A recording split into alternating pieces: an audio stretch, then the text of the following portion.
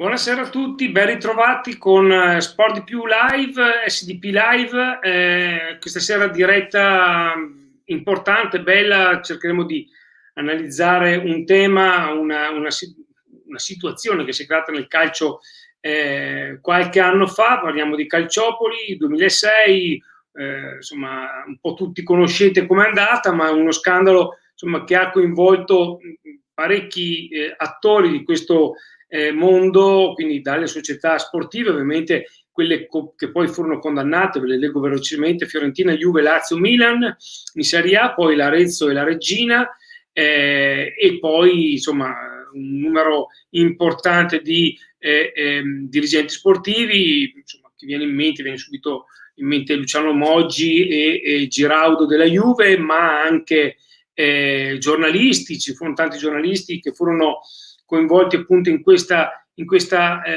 brutta vicenda, e arbitri. Ecco, questa sera qui con noi, e chiamo dentro subito Daniela. Ciao Daniela, buonasera. Ciao Alberto. Ecco, l'ospite di questa sera sarà proprio un arbitro, un attore involontario di questa brutta vicenda, che poi è stato prosciolto con formula piena, quindi è stato assolutamente assolto da tutte quelle calunnie, si può dire, che gli sono state gettate addosso, e lo invito ufficialmente, che è Paolo Dondarini. Buonasera Paolo, ciao. Buonasera a tutti voi. Tanto grazie di essere qui con noi. Insomma, a me è fatto piacere poterti contattare, poter verificare e avere la tua disponibilità per trattare ancora questo tema. È passato qualche anno, insomma, 15 anni ormai da quel famoso Calciopoli. Tu sei stato coinvolto, l'ho detto nella presentazione, sei stato coinvolto in questo grande scandalo. Andiamo per tappe. Innanzitutto tu sei stato coinvolto con tutta la classe arbitrale dell'epoca, prevalentemente in merito a due partite che erano Juventus-Lazio del 5 dicembre del 2004, vittoria della Juve per 2-1, e poi un Chievo-Fiorentina 1-2 dell'8 maggio 2005. Allora, intanto Paolo, raccontami un attimino come ti è arrivata questa notizia e questa convocazione, diciamo, per questo grande... Allora, diciamo che un po' era nell'aria, nel senso che prima della chiusura delle indagini, quindi con la notifica degli avvisi di garanzia a tutti noi arbitri, che avvenne al nostro ritiro presso il Centro Tecnico Federale di Coverciano, c'era stato nelle settimane precedenti, nei giorni precedenti, una serie di articoli sui giornali, sui principali giornali sportivi e non solo su quelli sportivi, relativi a un'indagine che era stata fatta non dalla Procura di Napoli, bensì dalla Procura di Torino, relativa a un filone, diciamo così, simile ma precedente a quello appunto di Calciopoli, sempre relativo alla stessa stagione sportiva, quindi parliamo della stagione sportiva 2004-2005, nella quale era stata fatta ed archiviata un'indagine anche dalla Procura federale relativa a queste intercettazioni che riguardavano appunto la parte iniziale del campionato. E tra le intercettazioni che uscirono, con mio grande stupore, perché io non ero mai stato sentito nemmeno dalla Procura federale, uscì un'intercettazione fra me e il designatore Pairetto, di una telefonata che io feci al mio designatore in seguito alla mia nomina ad arbitro internazionale, che sarebbe partita dal 1° gennaio del 2005. E qui eravamo, diciamo, nel periodo di fine settembre. La cosa, diciamo così, che mi colpì in particolar modo fu che una telefonata che era veramente innocua, nella quale io ringraziavo il designatore per la scelta fatta per questa nomina ad arbitro internazionale, fu poi letta, tra virgolette, come invece un mio ringraziamento per quella che era stata la designazione di qualche giorno dopo per la partita Sampdoria-Juventus. Quindi tutto venne fatto passare come una sorta di ringraziamento per arbitrare la Juventus, cosa che assolutamente così non era, tant'è che l'indagine di Torino si era conclusa poiché dopo diverse intercettazioni, diversi mesi di intercettazioni, diciamo, il magistrato che seguiva questa indagine, che era il dottor Paolo Maddalena, scrisse che in tante partite che erano state, diciamo, messe sotto la lente, non c'erano mai stati contatti tra arbitri e designatori, se non quella appunto tra me e Pairetto prima della partita, e fortunatamente anche quella tra me e Pairetto dopo la partita. E la chiusura dell'indagine in questo caso era appunto avveniva perché dalle telefonate fra me e il disegnatore non solo non si trovavano delle prove che potessero sostenere quella che era l'ipotesi accusatoria, bensì andavano contro a quella che era un'ipotesi accusatoria, cioè che quindi gli arbitri scendevano in campo per favorire la Juventus. Diciamo che però tutto questo venne nascosto e mascherato da un punto di vista mediatico, per cui cominciarono anche a uscire delle voci dell'indagine di Napoli. E appunto ricordo che noi eravamo nel ritiro che svolgevamo settimanalmente da giovedì sera alla domenica a Coverciano, e arrivarono i carabinieri del nucleo appunto di Roma, direi di via Inselci, che erano quelli che avevano fatto tutto il lavoro delle indagini anche da un punto di vista di intercettazione, e notificarono a noi arbitri appunto questi avvisi di garanzia. Ricordo benissimo che l'allora presidente dell'AIA Lanese ci prese tutti in una stanza e disse, bene, aveva l'elenco in mano di tutti gli arbitri che erano stati coinvolti, diceva tu sì, tu no, tu sì, tu no, tu sì, tu no. Quindi i no uscirono e i sì invece restarono nell'aula magna, nella quale appunto entrarono poi i carabinieri e ci diedero queste notifiche, e noi firmammo appunto la ricezione di queste notifiche in qualità di indagati. Certo. Il tuo primo pensiero, Paolo, quando... Allora, il primo pensiero era tra l'incredulità e il non capire bene che cosa stesse succedendo. Cioè, dire, beh, allora è successo qualcosa, non è successo. E se è successo, perché chiamano me, che non ho mai fatto niente di strano, di particolare, di disonesto. E quindi era veramente una situazione di grande caos. Ci guardavamo in faccia e anche noi non sapevamo cosa dire tra di noi, sinceramente. Dani? E quindi questo è stato l'inizio del calvario, perché poi è stato un calvario che è durato molti anni.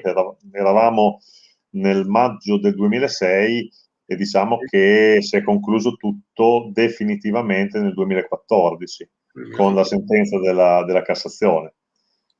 E quindi sono stati comunque 8 anni durante i quali io ho smesso di fare la mia attività di arbitro, ho vissuto momenti difficili, sono passato da condanne ad assoluzioni, e anche questo insomma è stato un po' paradossale, diciamo. Anche perché all'inizio ti avevano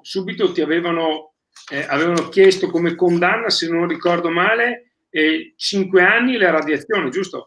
Allora, diciamo che nell'estate del 2006 arrivarono tutti i processi sportivi, e ovviamente la giustizia sportiva, a differenza di quella ordinaria, ha dei tempi molto stretti, quindi diciamo che anche il diritto di difesa è molto compresso. È quasi rovesciato l'onere della prova, quindi sei quasi tu che devi dimostrare di essere innocente, non l'accusa che invece deve dimostrare la tua colpevolezza. In primo grado venne richiesto 5 anni con proposta di radiazione, e io fui condannato a 3 anni e 6 mesi. E anche lì la cosa, da un punto di vista personale, che mi sbalordì, se mi consentite il termine, fu che ad esempio i miei colleghi furono assolti, altri miei colleghi che erano coinvolti come me, perché non erano mai stati intercettati in quelle partite, perché i referti degli osservatori avevano dato risultanze positive. Cioè, voi sapete, e se non lo sapete lo dico io, in ogni gara l'arbitro viene valutato da un osservatore che a fine gara fa una relazione e dà una valutazione. Allora, per la Corte federale i miei colleghi, o diciamo quelli che erano stati assolti appunto per aver arbitrato bene secondo l'osservatore perché non erano stati intercettati. Io, come loro, non ero stato intercettato e avevo valutazioni ottime dell'osservatore. E quindi non riuscivo a spiegarmi perché per me fosse stato usato un metro diverso di valutazione rispetto agli altri. Dopodiché, dopo questa condanna in primo grado, ci fu l'appello sotto, diciamo così, il giudizio della Corte di Appello federale. E ricordo che il mio avvocato chiese di assumere alcune prove che non erano state valutate in primo grado. Avevamo chiesto anche di sentire l'osservatore che mi aveva visionato, insomma, tra le altre cose. E la Corte federale non mi concesse queste cose. Tant'è che il mio avvocato, in segno di protesta, ma anche per dare un segnale forte, perché diciamo, non so se ricordate, ma ad esempio a Firenze i tifosi avevano fermato i treni in stazione, a Messina erano stati fermati i traghetti da parte dei tifosi per, diciamo così, sensibilizzare l'opinione pubblica. Io ero un arbitro che ovviamente non aveva nessun tifoso dietro, nessuno che potesse sensibilizzare la mia situazione. E lo fece appunto il mio avvocato, che abbandonò il processo di appello, quindi la mia difesa, e mi lasciò da solo, ma ovviamente lo fece non per abbandonarmi, ma era stata una scelta ovviamente condivisa per far sì che la Corte di Appello federale venisse sensibilizzata a valutare effettivamente la mia posizione. E infatti così fu. E io ricordo che al termine della seconda udienza venne da me uno dei giudici dicendomi che il mio avvocato, secondo loro, non si era comportato bene, ma che loro avrebbero valutato con attenzione quella che era stata la mia vicenda. E quindi diciamo che l'obiettivo che ci eravamo prefissi da un punto di vista difensivo era stato efficace. E infatti poi diciamo che lo ricordo ancora oggi, anche se sono passati tanti anni, la Corte d'Appello federale, nella sentenza in cui mi assolse, scrisse per, diciamo così, ristorarmi di quello che era stato un danno, un'ingiustizia subita, scrisse che la mia figura all'interno di tutta questa vicenda era tersa e lontana da ombre di qualsiasi natura.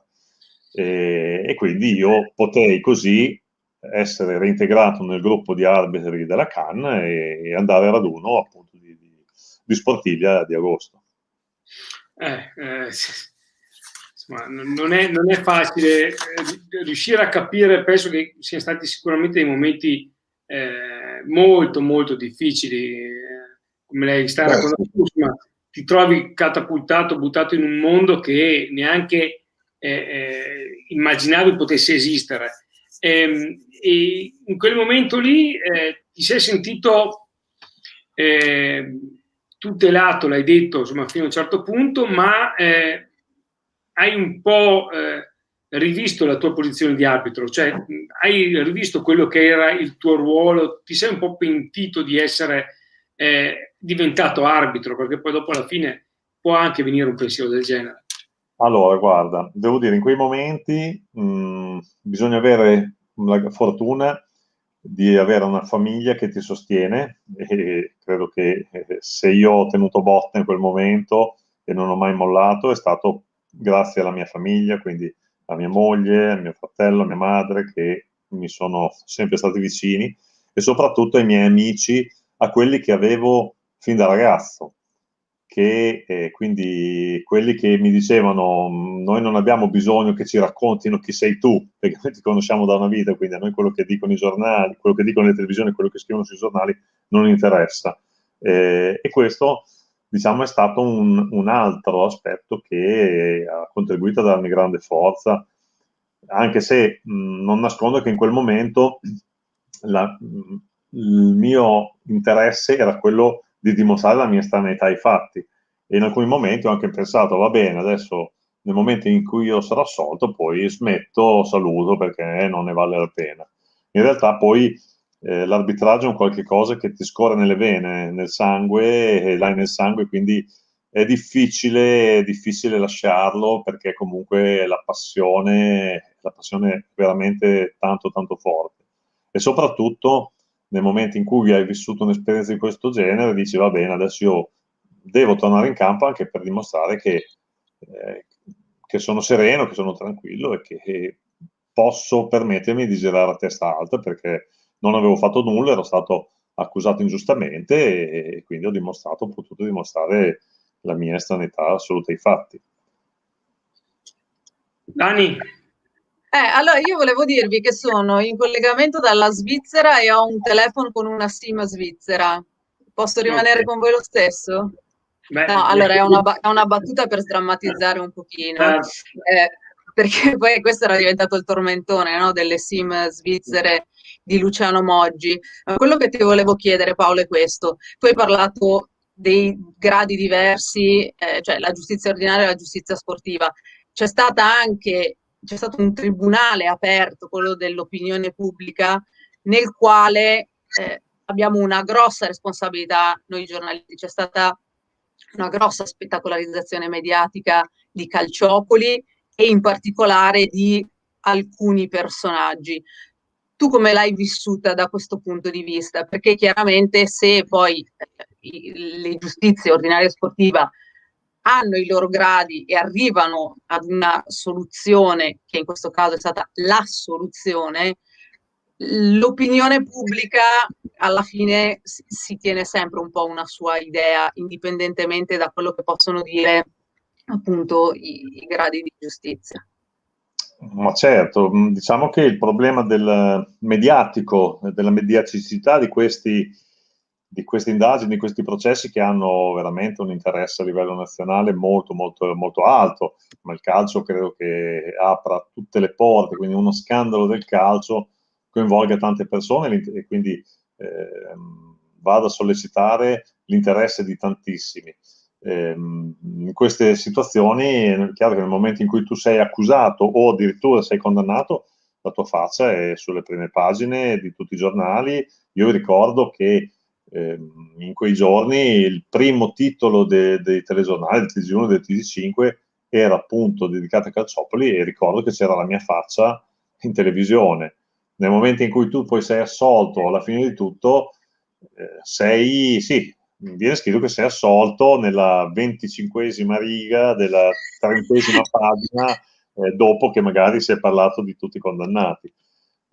Purtroppo si è visto in tanti processi mediatici il processo viene anticipato televisivamente e sulla stampa piuttosto che nelle aule di tribunale e quindi tu vai a vivere un doppio processo, nel nostro caso, oltre a questi due, quello sportivo, quindi un triplice processo per il quale tu sei giudicato per lo stesso fatto, alla faccia del principio del ne bis in idem, cioè tu sei valutato per lo stesso episodio in tre sedi diverse. E quindi è chiaro che il dispendio energetico è triplicato.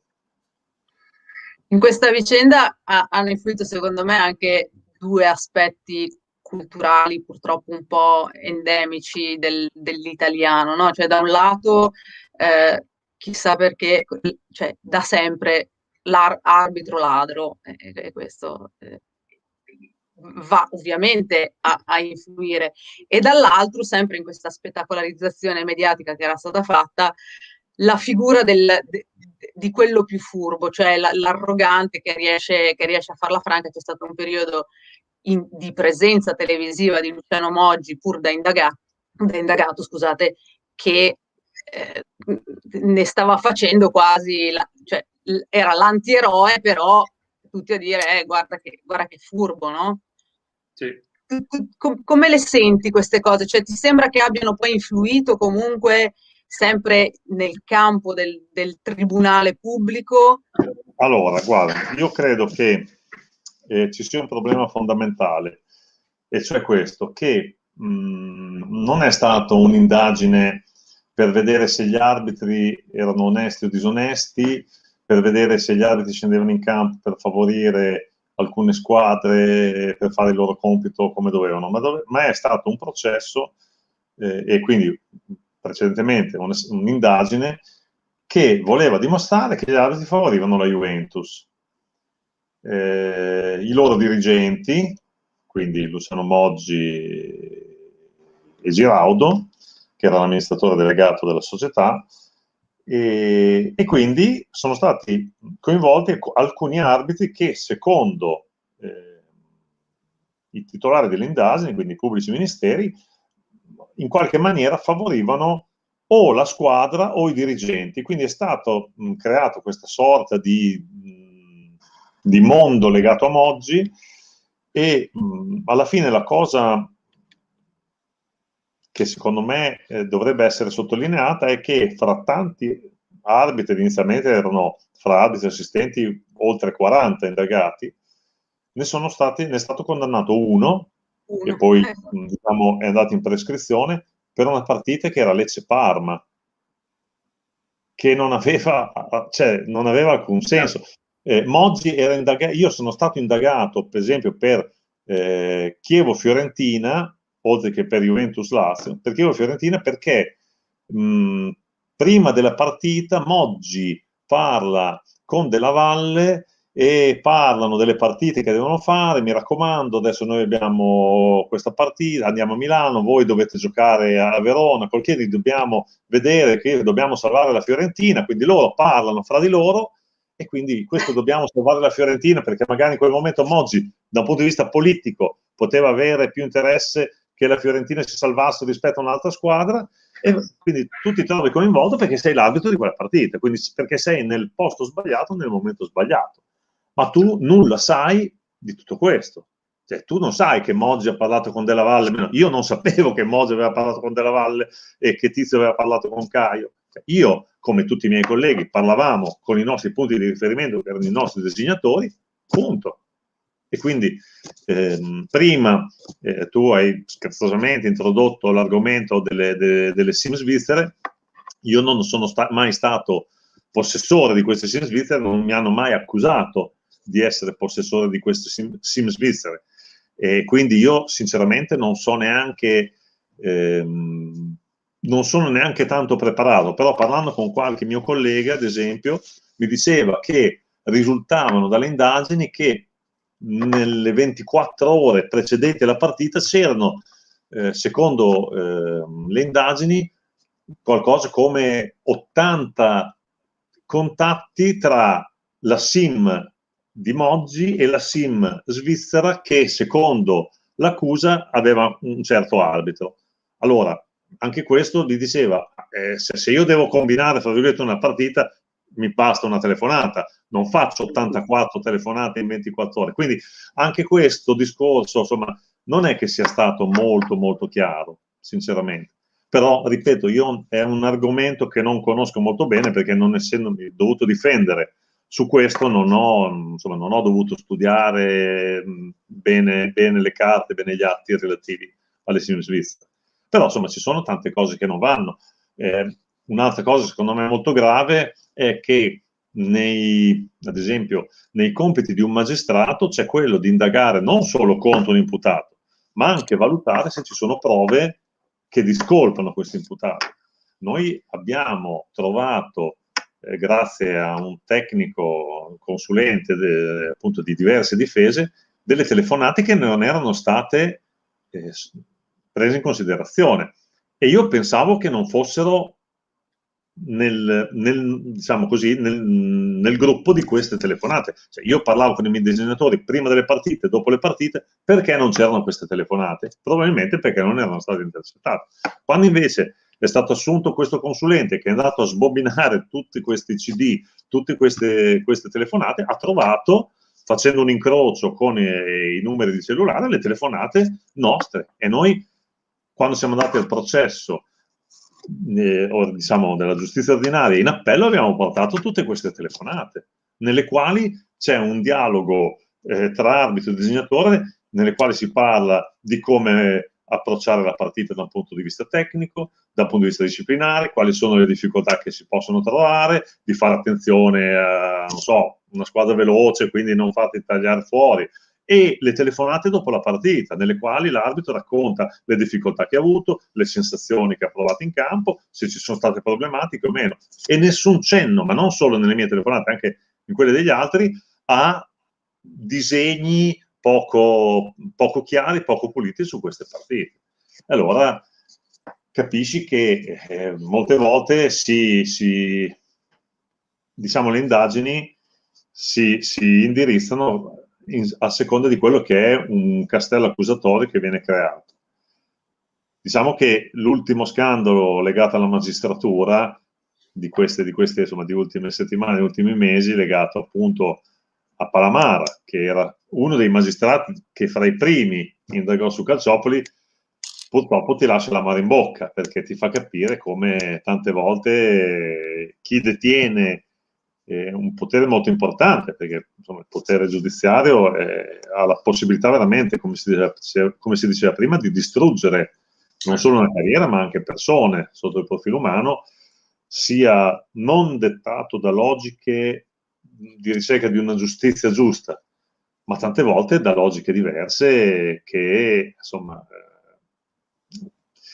se uno ci pensa viene anche da capponare la pelle, perché sentire certi discorsi che io sto sentendo nelle trasmissioni alle quali Palamara partecipa, veramente rimango allibito, perché purtroppo ci sono dei giochi di potere che sono molto più grandi e diciamo ci passano sopra la testa senza che noi non ce ne accorgiamo, ma non lo sappiamo nemmeno, non lo potremo mai sapere. Senti, e questa è solo la superficie leggera di quello che appunto veniamo in qualche modo a sapere. Ti volevo chiedere questo, Paolo, se quando hanno cominciato a venire fuori le prime voci, tu hai cominciato a guardarti intorno, se ti sei accorto di qualcosa, se ti è sembrato che ci fosse qualcosa di strano, oppure se dopo, ripensandoci, hai unito qualche puntino, se ti è sembrato che ci fosse qualcosa di... Ti dico sinceramente, quando sono uscite poi tutte le intercettazioni, uscirono addirittura il libro nero e rosso dei Calciopoli all'inizio come allegati della rivista L'Espresso. E non vi nascondo che leggendo alcune trascrizioni di intercettazioni nelle quali magari anche i nostri designatori erano protagonisti, e siamo rimasti in tanti un po' amareggiati, un po' con l'amaro in bocca, perché nel vivere quel mondo, adesso io parlo per me, ma penso che anche altri, noi eravamo consapevoli che il ruolo del designatore non fosse un ruolo semplice, e fosse un ruolo soprattutto di cuscinetto tra le società e noi. E quindi io ho sempre pensato che i designatori cercassero di proteggere noi arbitri e di creare le condizioni migliori affinché noi potessimo scendere in campo e magari anche a fronte di alcuni errori che inevitabilmente commettevamo senza avere l'ausilio tecnologico che c'è oggi, ci fossero anche un numero minore possibile di polemiche. È chiaro che questo, diciamo così,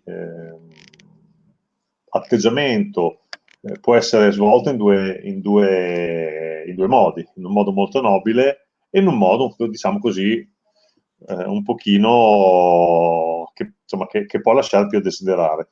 E probabilmente quello che si può rinfacciare ai disegnatori sia quello di aver utilizzato questo secondo metodo, questo secondo modo per cercare di proteggere noi. E vi faccio un esempio molto semplice. Oltre a queste due partite, io ero stato indagato anche per una partita Sampdoria-Reggina, nella quale prima della partita, qualche giorno prima della partita, il presidente della Reggina, Foti, l'allora presidente della Reggina Foti, aveva telefonato al designatore Bergamo, preoccupandosi per il sorteggio, e Bergamo lo stava rincuorando dicendo no, ma vi mettiamo in prima fase, ci sono gli arbitri migliori. Niente, dopo il sorteggio esce il fatto che insomma ero stato arbitro, ero stato diciamo, estratto io come arbitro, e Foti torna a chiamare Bergamo, un po' preoccupato perché evidentemente Foti non era molto tranquillo del fatto che arbitrassi io, perché probabilmente non mi consideravo un arbitro molto, molto accondiscendente. E Bergamo, insomma, in questa intercettazione lo tranquillizza dicendo no, no, ma guarda, sì, effettivamente poteva andare meglio, però dai, non ti preoccupare perché l'arbitro è già stato avvisato doverosamente. Ovviamente non c'era questa intercettazione di Bergamo che avvisava me doverosamente di aiutare la regina.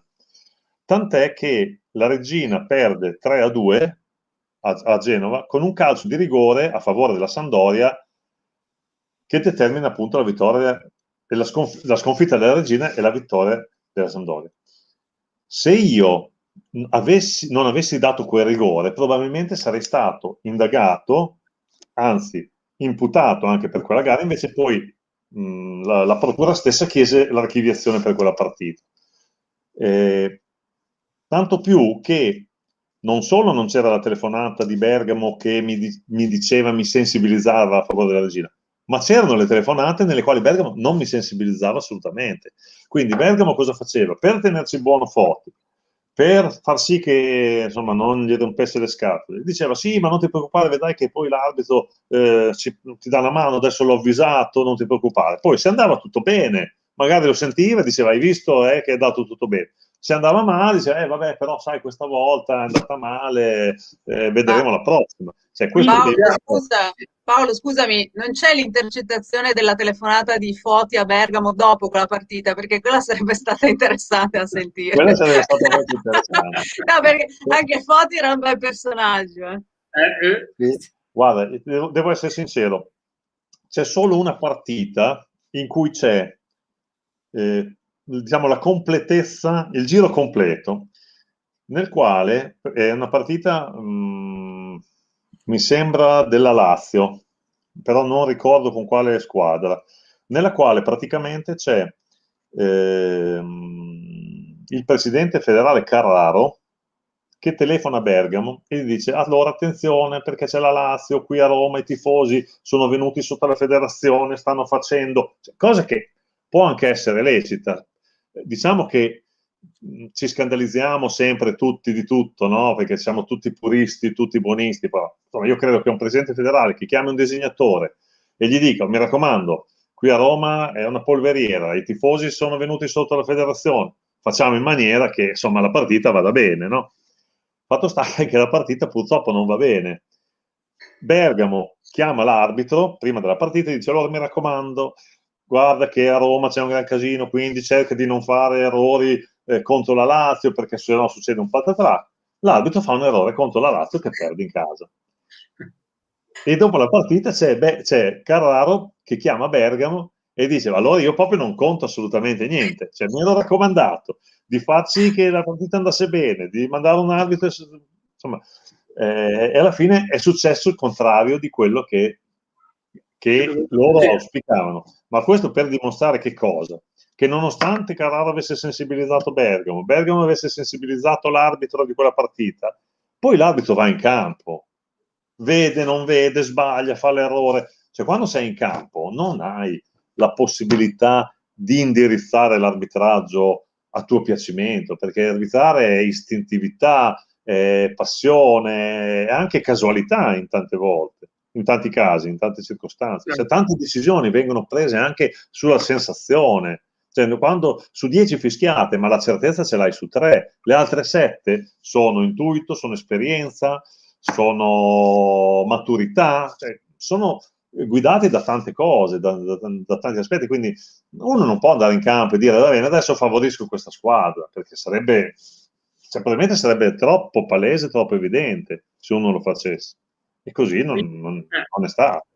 Quindi quando dicono che tutti quanti gli arbitri sono pro Juve è una cretinata.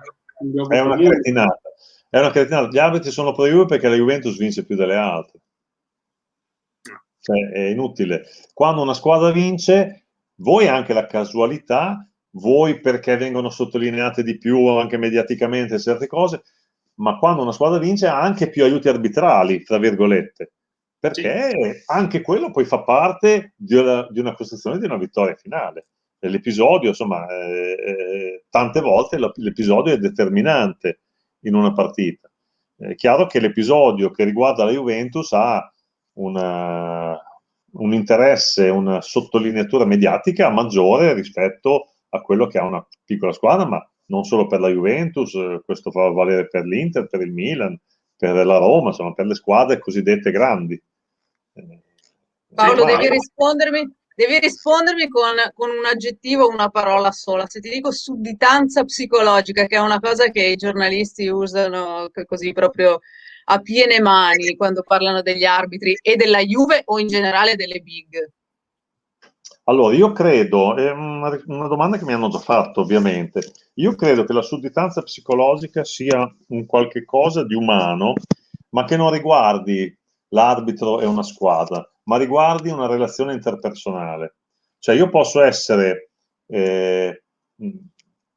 psicologicamente suddito in un rapporto con un calciatore, perché questa è una personalità più spiccata della mia, ha più esperienza, ha più nome, quindi io lo subisco e magari ho una forma di rispetto nei suoi confronti che non ho con un altro. E questo magari si può aiutare a spiegare perché verso certi calciatori non vengono presi certi provvedimenti, verso altri invece sì, o perché alcuni arbitri verso alcuni giocatori li prendono e verso altri no.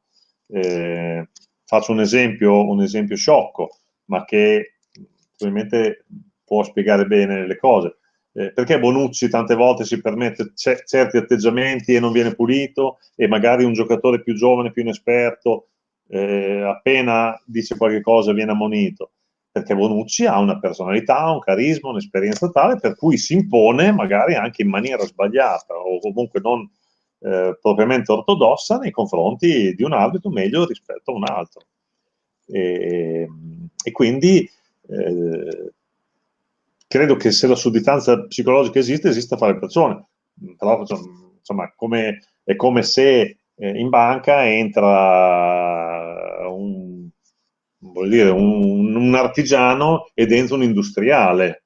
È chiaro che il direttore della banca si rapporta non alla stessa maniera con entrambi, ma magari con un'attenzione maggiore, una deferenza diversa all'uno rispetto all'altro.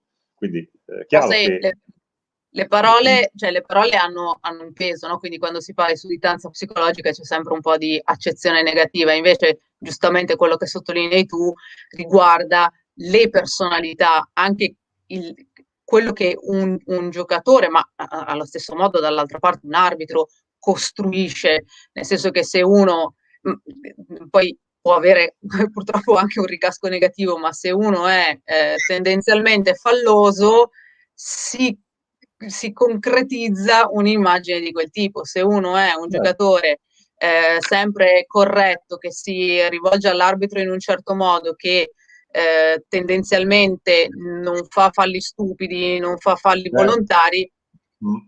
Ma questo avviene anche al contrario, cioè se il calciatore ha un arbitro internazionale che lo arbitra, accetta le sue decisioni più facilmente rispetto magari alle stesse decisioni prese da un arbitro più giovane, più inesperto, perché poi la sudditanza psicologica è reciproca in questo caso, cioè è un rapporto interpersonale, quindi diciamo che non è un canale ad una sola direzione, ma è bidirezionale.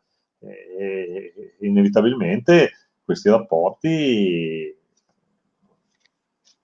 sono ovviamente guidati da questo e anche dalle esperienze pregresse, anche dei comportamenti, cioè, voglio dire, quando uno aveva arbitrare Collina era una garanzia perché non sbagliava quasi mai e quindi un calciatore era più tranquillo perché sapeva che Collina difficilmente sbagliava, poi anche Collina ha commesso i propri errori, però questi venivano accettati, magari per altri non era così, non venivano accettati. Senti Paolo, un passettino indietro, anche la stampa, no, è stata coinvolta, no, in Calciopoli. E il tuo rapporto con la stampa e secondo te quanto la stampa sposta l'ago della bilancia o sposta le valutazioni e i giudizi su arbitraggio e non solo?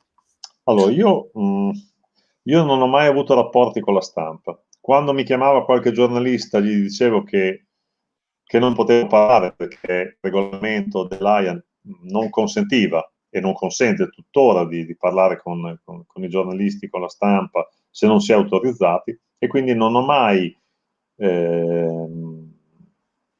pensato che avere un rapporto con la stampa fosse importante, e qui sbagliavo, perché poi ho saputo successivamente che invece tanti altri miei colleghi questi rapporti li avevano, e quindi magari quando qualcosa andava storto alcune valutazioni potevano cambiare, perché comunque anche diciamo così, anche gli arbitri erano, non solo i calciatori, sono ogni domenica sottoposti al giudizio dei giornalisti, prendono i loro voti, vengono stilate classifiche, quindi magari avere un rapporto privilegiato che ti consenta di essere trattato abbastanza bene quando le cose vanno bene, e magari di non essere massacrato quando vanno meno bene, può essere importante. E io invece non ho mai pensato a questo aspetto, quindi è uno di quegli aspetti che non ho mai curato, e forse se tornassi indietro invece mi comporterei diversamente. Paolo, c'è stato poi anche un Calciopoli bis, ci sono stati tanti strascichi, ci hai parlato tu anche adesso del fatto che si torna ancora a parlarne, quindi temo già di sapere la risposta, ma Calciopoli è finito? È finita? Allora, Calciopoli, intesa come l'indagine del 2006, della stagione 2004-2005, è finita, ma non finirà mai nella nostra memoria. Verrà tirata in ballo ogni volta che la Juventus gioca con l'Inter, ogni volta che c'è una polemica arbitrale. È stato un qualche cosa di troppo grande, che ha avuto un seguito troppo importante, e che quindi è difficile da dimenticare, e purtroppo anche un qualche cosa che è stata utilizzata da qualcuno per crearsi una verginità, per prendere delle distanze che secondo me non era giusto prendere, per un proprio tornaconto personale.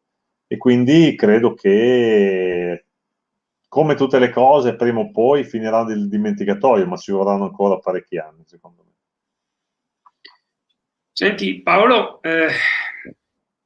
la figura dell'arbitro, mi sembra che tu hai detto che se un tuo figlio volesse fare l'arbitro, tu gli diresti guarda, lascia stare, lascia perdere. E sei rimasto così scottato, deluso da questa esperienza, che ti senti di dire che fare l'arbitro non è più una professione, un ruolo bello come pensavi? Allora, Ma no, ti rispondo io per lui, no, perché vedi che ne parla con una passione pazzesca, quindi ce l'ha nel cuore. ecco che traspare, sono però. un libro aperto, insomma, sono un libro abbastanza aperto. No, sono d'accordo con quello che hai detto, perché l'arbitraggio, io considero che ho iniziato ad arbitrare, avevo 16 anni, quindi ero poco più che un ragazzino, e ho dovuto smettere a 40, per cui insomma sono stati 25 anni durante i quali ogni settimana, ogni domenica vivevo per l'evento per il quale ero designato. E le emozioni che ho provato a arbitrare le partite più importanti anche di Serie A erano le stesse che provavo quando arbitravo nei campi della provincia o della regione. Quindi diciamo che a mio figlio lascerei la scelta, cercherei di non condizionarlo né in negativo né in positivo, perché comunque è giusto che ognuno faccia le proprie scelte, viva la propria vita, e quindi se mi chiedesse un consiglio non glielo darei. Direi fai quello che ti senti, se sappi che ecco, l'arbitraggio è una cosa seria e se scegli di farla devi fare con impegno, con dedizione e ovviamente devi avere la passione, altrimenti è un qualche cosa che non riesci a sopportare se non hai il fuoco dentro. Paolo, Sì. quando si chiede a un tifoso perché fischi, perché insulti l'arbitro, la risposta è: insulto l'arbitro perché è incompetente. Un nostro collega e amico, esperto di sport britannici, ci ha detto: perché non si prova a rovesciare l'assunto, dire l'arbitro è incompetente perché tu lo insulti? Qual è la motivazione che può trovare un ragazzo ad andare ad arbitrare quando quello che lo aspetta è essere insultato, fischiato? Ma attenzione, perché purtroppo le cronache ci dicono che succede dalle squadre giovanili fino ovviamente ai grandi palcoscenici internazionali. Allora, diciamo che l'arbitraggio è un 95% di sofferenza e 5% di gioia. La cosa brutta che ti frega è che quel 5% di gioia ti fa dimenticare assolutamente il 95% di sofferenza e di fatica. È un qualche cosa che è difficile da descrivere. Ripeto, devi averlo dentro di te, devi viverlo con passione, perché comunque arbitrare ti fa crescere molto più in fretta e in maniera maggiore rispetto anche ai tuoi coetanei, ti aiuta ad arrangiarti, ti fa sbrigare faccende da solo contro tutti, fin da quando tu sei un ragazzo. E comunque anche a 16 anni, 17 anni o 20 anni ti trovi in mezzo ad altre 50 persone che comunque fra di loro si conoscono e tu non conosci nessuno e quindi sei un po' solo e devi imparare ad arrangiarti. E questo è un motivo di crescita molto importante che poi ti porti come bagaglio di esperienza anche nella vita, quindi non solo nell'ambito sportivo ma anche nella vita di tutti i giorni. Quindi questo di per sé è già un motivo per cui uno dovrebbe provare di fare l'arbitro. Perché rispetto ad altri tu cresci diversamente e comunque sei considerato, lasciamo stare quelli di Serie A, però anche nel tuo piccolo tu, anche quando non stai arbitrando, sei un arbitro e come tale sei identificato sempre, 24 ore su 24, 7 giorni su 7. E quindi devi, non solo quando svolgi la tua funzione, ma in ogni momento della tua vita avere un comportamento che sia consono al ruolo che tu ricopri. E comunque sia, arbitri ci sono, fra gli arbitri ci sono ingegneri, architetti, medici, operai, imbianchini, tutti sono arbitri. Al di là della professione che svolgono, sono visti come arbitri. Per questo l'etichetta che hai diventa un segno distintivo che ti porti sempre con te e rimane con te anche quando smetti, perché comunque tu sei un arbitro, puoi cambiare, fare il dirigente, fare qualsiasi altra cosa, ma tu perché sei stato arbitro, rimani sempre arbitro. Ci sono nazioni, sport in cui l'avviamento non tanto alla pratica dell'arbitraggio, ma all'esperienza dell'arbitraggio fa parte proprio della formazione a partire dalle giovanili, cioè i ragazzi vengono comunque mandati ad arbitrare in altre, qui in Svizzera succede regolarmente per esempio con l'hockey ghiaccio, sia altri ragazzi della loro età, sia anche adulti. Il fatto è che quando tu sei un adulto e vieni arbitrato da un ragazzino di 13 anni, insomma, ti rapporti in maniera diversa, perché non puoi aggredire e insultare un bambino fondamentalmente. Lo fanno pagando per esempio 20 franchi a partita, però in questo modo tutti fanno l'esperienza. Poi ci sarà chi prende la passione, ma provare ad arbitrare, trovarsi nella condizione di dover gestire la decisione, il timing, quello che dicevi tu, anche la sudditanza psicologica o comunque porsi, una cosa difficilissima quando sei giocatore, di porsi nelle linee di gioco non utili, perché altrimenti sei in mezzo ai piedi del gioco che Certo, si sta ma svolgendo. guarda, il problema del calcio in Italia è l'impossibilità per il regolamento del doppio tesseramento. Io ho letto il programma, non so se sapete che domenica, fra 2 giorni, ci sarà l'elezione del nuovo presidente dell'AIA e oltre a Nicchi, che è il presidente uscente, il candidato Trentalange ha nel suo programma elettorale quello di proporre, insomma, di riuscire a far accettare alla federazione questo doppio tesseramento. Che cosa significa? Che un giovane calciatore oggi non può fare l'arbitro finché gioca a calcio e finché è tesserato per una squadra. Quindi lui deve smettere di giocare e cominciare a parlare. Con questo invece a vallo il doppio tesseramento potrebbe continuare a giocare e cominciare a fare l'arbitro. Quindi vedere, capire i meccanismi, poi fare la propria scelta successivamente tra quale delle due attività scegliere. Quindi se continuare a giocare e smettere di fare l'arbitro, o viceversa, fare l'arbitro e smettere di giocare. E credo che questo sarebbe un passaggio molto importante per una serie di aspetti. Primo perché è chiaro che in questi ultimi anni è sempre più difficile il reclutamento arbitrale. In secondo luogo, credo che anche per una squadra avere un calciatore che fa l'arbitro possa essere un momento di crescita da un punto di vista dei regolamenti, perché tanto i calciatori non conoscono i regolamenti e quindi avere qualcuno che li conosce all'interno del proprio spogliatoio può essere importante. E in più credo che il confrontarsi quotidianamente con un compagno che è anche arbitro possa dare una svolta culturale a quello che è, diciamo così, la considerazione degli arbitri. Io porto il mio esempio, io quando, anche soprattutto quando ero più giovane, mi allenavo con una squadra, con la squadra del mio paese, tutte le settimane, tutte le sere, e ricordo che i calciatori dicevano, ma tu sei diverso da tutti gli altri arbitri, perché cioè, tu sei intelligente, bello, buono, bravo, eccetera, eccetera, e gli altri non sono così. Ho detto, è vero, io sono così perché mi conoscete, gli altri no perché non li conoscete.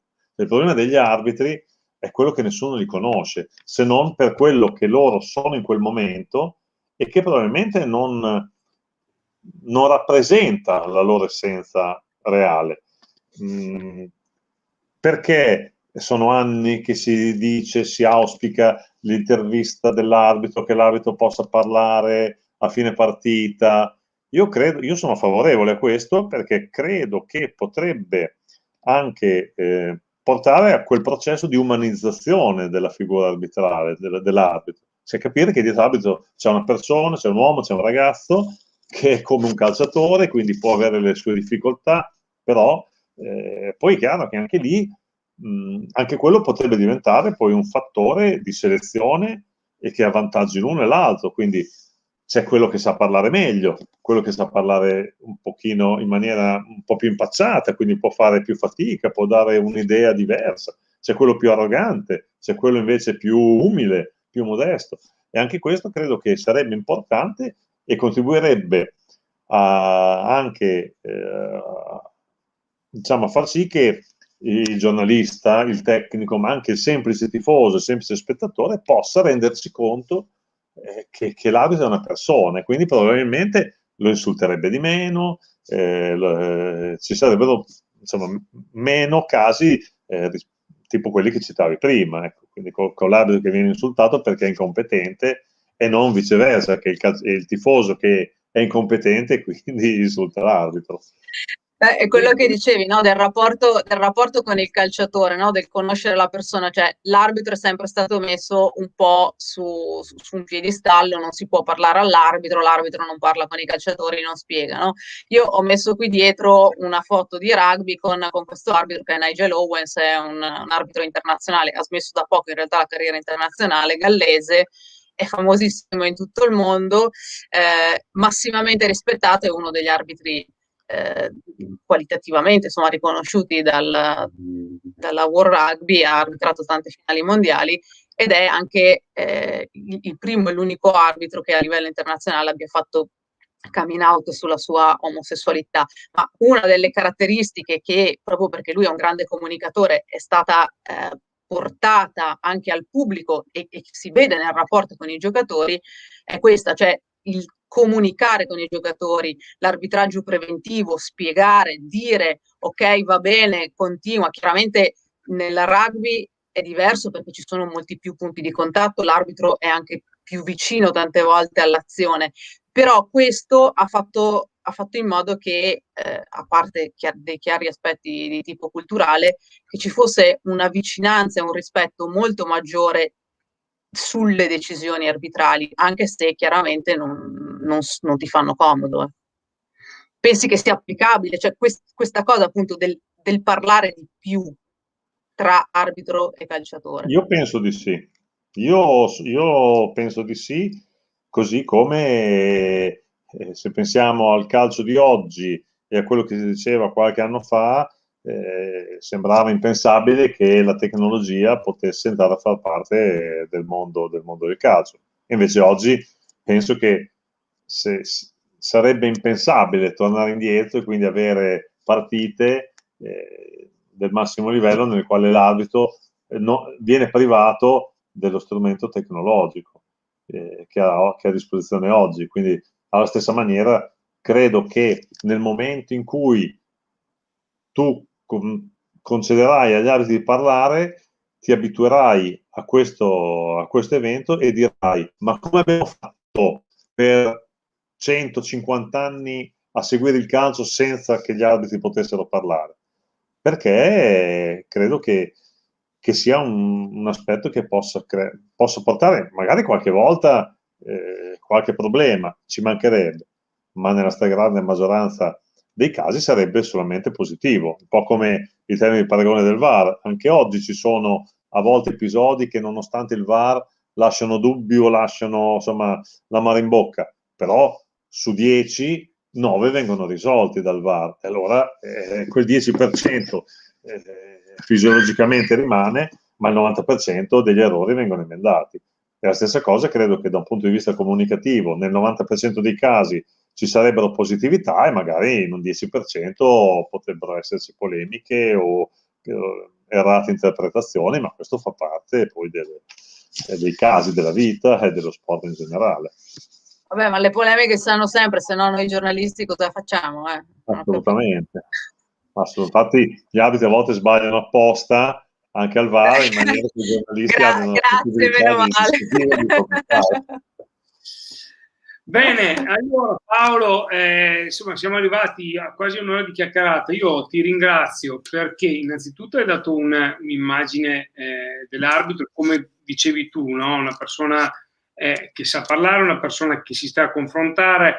Ecco, tu dicevi bisognerebbe che si potesse permettere l'intervista all'arbitro, bisognerebbe ritornare come negli anni '80, quando c'era Galeazzi che entrava in campo e prima della partita magari intervistava l'arbitro o dopo la partita intervistava l'arbitro.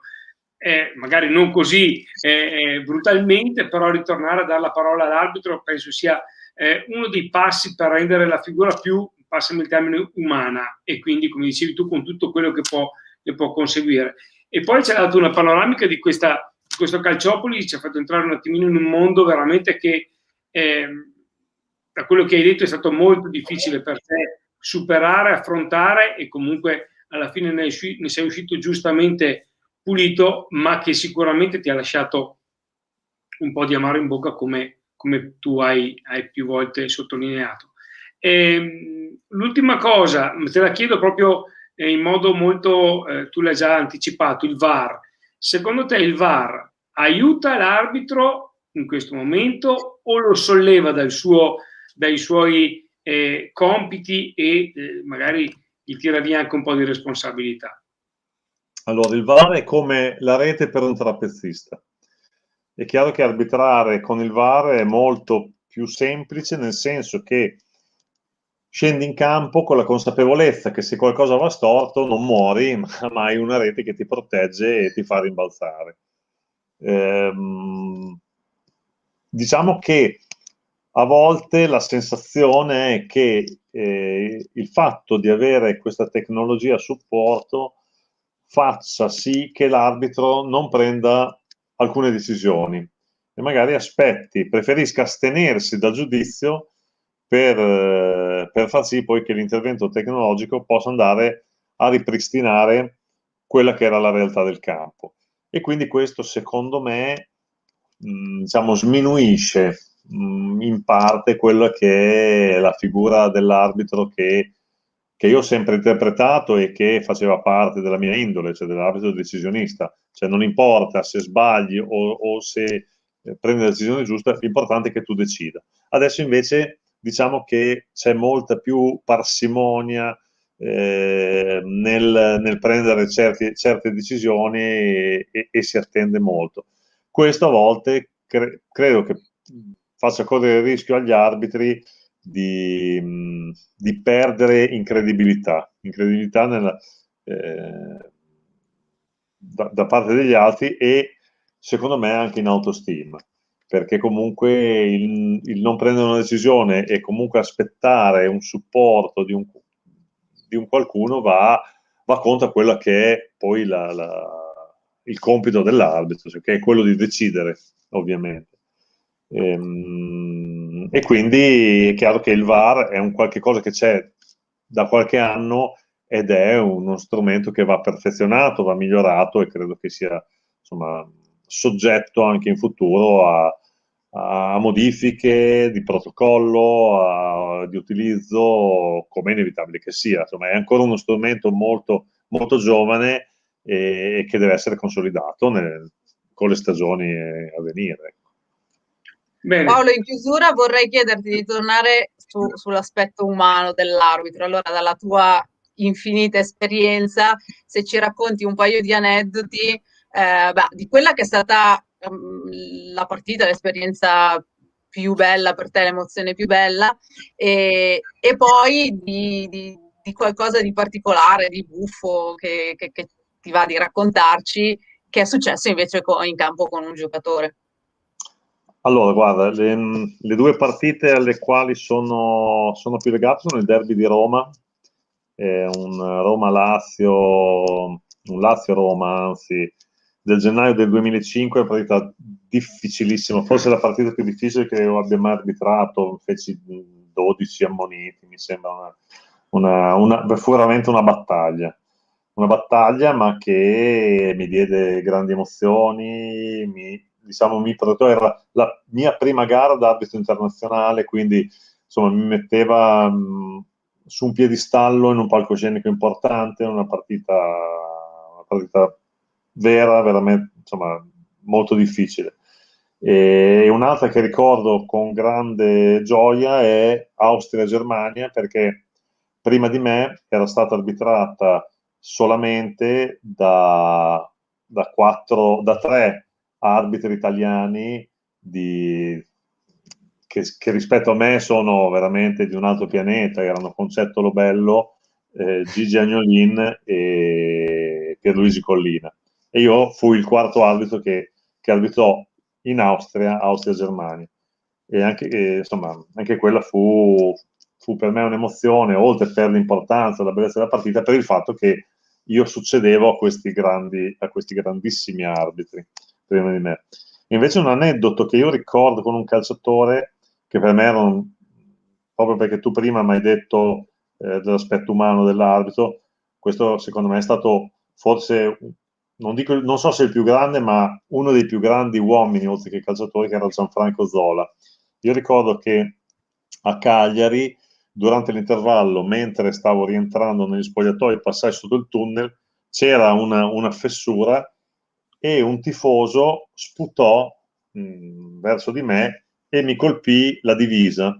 Di fianco a me c'era Gianfranco Zola, il quale mi guardò, si scusò per il comportamento del tifoso e mi pulì la divisa, la giacca. E quello per me fu un gesto di umanità, di modestia, di umiltà, c'è di un calciatore che era stato vice campione del mondo, Zola. un fuori classe, cioè, credo che insomma dopo Baggio forse e Del Piero uno dei giocatori, e Totti insomma assieme a questi uno dei più talentuosi, dei più grandi numeri 10 che abbiamo avuto in Italia. E io ricordo insomma questo gesto e quando mi chiedono chi è un calciatore, qual è un episodio che ricordi, cito sempre questo perché credo che mi accompagnerà nella mia vita. La sapevo già, ma volevo che ce la raccontassi perché si sente l'emozione. Un tifoso invece che ti ha sorpreso in positivo è successo? No. Oddio, con i tifosi sinceramente era difficile perché poi non è che noi abbiamo, cioè gli arbitri abbiano contatti diretti con i tifosi anche dopo la partita, cioè è difficile. Poi mi è capitato, però sinceramente non credo, adesso non ricordo tante volte, ma anche di essere uscito tra gli applausi a fine partita, magari di qualche tifoso che aspettava i calciatori, un calciatore ha visto l'altro, magari la sua squadra aveva vinto e quindi gli è scappato un applauso. Però per il resto sì, episodi con i tifosi sinceramente aneddoti particolari non ne ricordo. Bene, io Daniele, se tu non hai altre domande io ringrazio ne avrei 742, ma magari per la prossima volta, dai. Ci diamo assolutamente un'altra serata. Un'altra serata, magari se porti anche un altro tuo ex collega, ma così possiamo fare anche un confronto a 4, no? Così sentiamo anche un'altra voce. Questa è una curiosità mia, ma a fine partita, quando ci sono quei tafferugli che ogni tanto succedono tra i giocatori, l'arbitro cosa fa? Interviene? Se ne sta in disparte, prende nota, cioè com'è quella situazione lì, perché l'abbiamo vista poi pochi giorni fa anche. Certo, allora diciamo che il potere disciplinare dell'arbitro continua anche al termine della gara, quindi l'arbitro è tenuto a controllare i comportamenti dei calciatori, comunque dei tesserati, dirigenti, allenatori, perché se questi hanno comportamenti, atteggiamenti che vanno contro il regolamento li deve sanzionare. Se ha la possibilità anche in campo con l'uso dei cartellini, altrimenti mettendo a referto quello che è successo. Non ti è mai capitato di andare fisicamente a separare qualcuno, no? Più di una volta, sì, assolutamente, per dare risse, anche se diciamo il consiglio che viene dato è sempre quello di rimanere fuori, perché dall'esterno si ha uno spettro di visione più ampio delle situazioni che si determinano.